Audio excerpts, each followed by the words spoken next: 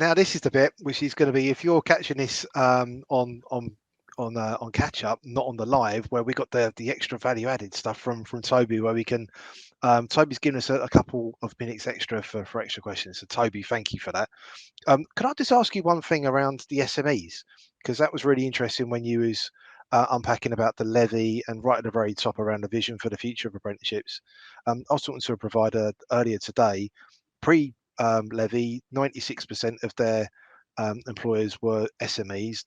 Post levy, 96% are now large corporates. What do you sort of see the future for SMEs for apprenticeships? I mean, I think you've got to identify what the barriers are, and the key barriers from my perspective are twofold. The first is accessing and reliability of funding, and the second is the bureaucracy that's attached and the extent to which you need sort of a pretty dedicated HR department to complete a lot of the administration. I've spoken to independent providers who say that literally half of their resources are spent on administering apprenticeships as opposed to delivering them. And that's a crazy system. We're not unique in this country in having an apprenticeship levy, but we are unique in saying that once you've paid the levy, you're the only companies able to utilise it. And so there needs to be an absolute commitment from government that SMEs are positively encouraged to do apprenticeships, that they're supported to do apprenticeships. I think there's a number of different mechanisms we're exploring in terms of how that would actually be delivered, whether it's some kind of gateway provider, whether there needs to be a recognition that providing apprenticeships to small businesses is more expensive for apprenticeship providers, and therefore we need to incentivise them in terms of doing it. I think there's a number of important questions around this, but in simple terms, it's to recognise the barriers that exist and set out to make it a policy to address them.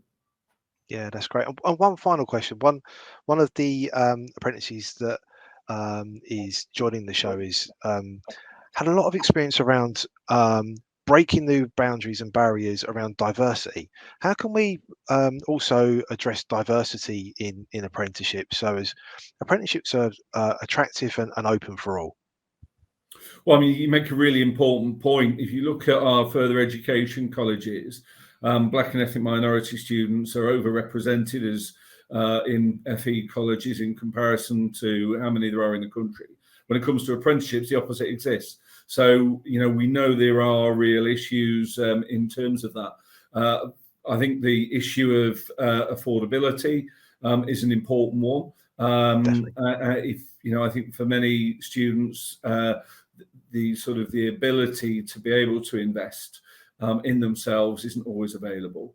It's also about promoting apprenticeships, ensuring that those schools that have larger number of Black and ethnic minority students are particularly encouraged to promote apprenticeships. It's also about getting to employers and identifying the barriers that they've got. Some will say, well, we never get applications.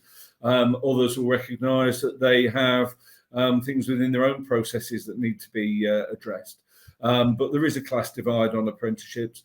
Apprenticeships are incredibly transformative, but they need to be available to all students. So, that is something that we feel passionately about.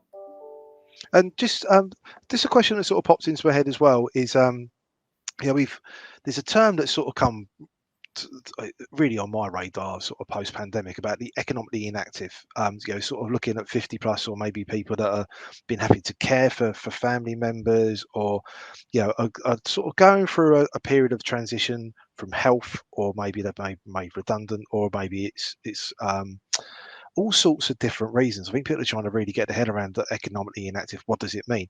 Do you think that apprenticeships could be a good route for people that are maybe transitioning from trying to not be economically inactive anymore and getting back into the workforce? Well, I think there can be, and I think there sometimes are. But I guess the key question is, if they're a good route, why are those people already economically inactive? And I think my sense is that under this government, people who are seen as kind of pre-apprenticeship, they go to specific work programs. They're a DWP responsibility, and once they've completed any DWP intervention, they then start applying for jobs alongside everyone else. I think we need to maybe get employers into that conversation much earlier. And that's why I think there's a real attraction to the idea of employers being able to use their apprenticeship levy more flexibly, to maybe work alongside people on a traineeship basis, to have the workplace not as both an incentive and a learning area for those people who maybe have barriers that are preventing them accessing the workplace. I've seen some great example of supported internships for people who maybe left school with special educational needs or have had a health crisis of one sort or another. And need additional support to get into the workplace. And as I say, we'd like to see the skills and growth levy be used for employers to reach down and maybe provide a ladder towards an apprenticeship for some people who aren't already able to access those. Yeah, no, that's great. Thank you so much, Toby, and happy National Apprenticeship Week, and thanks for doing the extra bonus questions for us at the end for those that are not catching this live.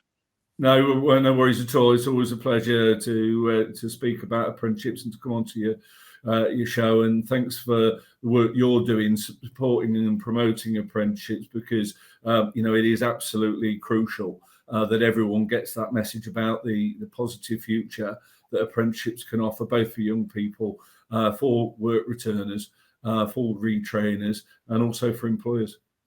Yeah, 100%. Thanks very much. Cheers.